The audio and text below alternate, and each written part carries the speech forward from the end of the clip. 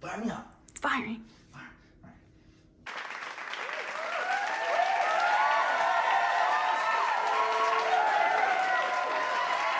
That would be on TikTok, girl. Oh! Good morning, everybody. Jay from Sammy's here. We're back at it again. Today we're making omelets. Hold up. Before we start, let's get the scrambled eggs ready because this takes the longest. Pinch of salt and scramble these bad boys up. Now that that's ready, I'm going to talk to you guys about the pans. This is an 8-inch nonstick and this is a 9.5-inch nonstick. The 8-inch nonstick is perfect for about 2 egg omelets if you want something smaller. At Sammy's, I use the 9.5 because we put 3 or more. Before you start making the omelets, you want to pre-cook your veggies or meats because the omelet can't cook them all the way because they're in the egg mix. Now that they're about half cooked, I want to add them to my egg mix. You don't want to put too much stuff in it or else it won't flip easy later. I only took about a pinch of everything there. I really wanted to take a whole fist, but I'm not going to do it because I know the effect that it's going to have later. Before you put the omelet on the pan, you want to mix it up a little bit to make sure that every bite you get a little bit of everything.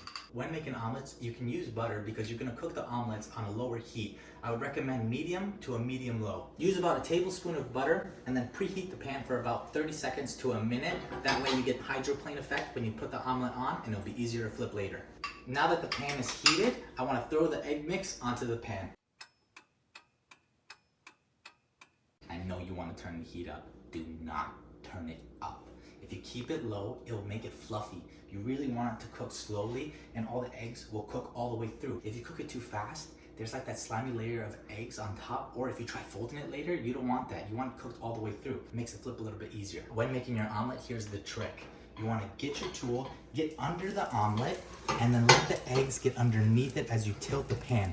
When your omelet's ready, you want to do the demotion flip. So put a little extra effort in the curve as the omelet is heavier than when we did over easy eggs before.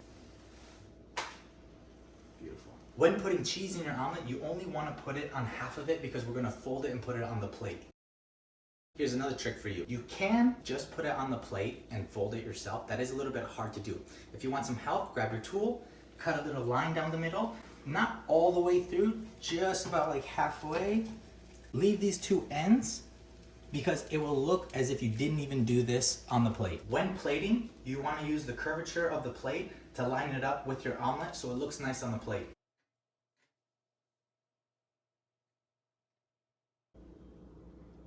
Boom. That's a good looking omelet. Hey guys, thank you for making it to the end of the video. I hope you enjoyed it and find them useful. Like, comment, and subscribe, and we'll see you in the next video. Thank you. It's good, guys? You're supposed to say thank you, JC. Now? Yeah! No, she already eat. Hi. That's it. So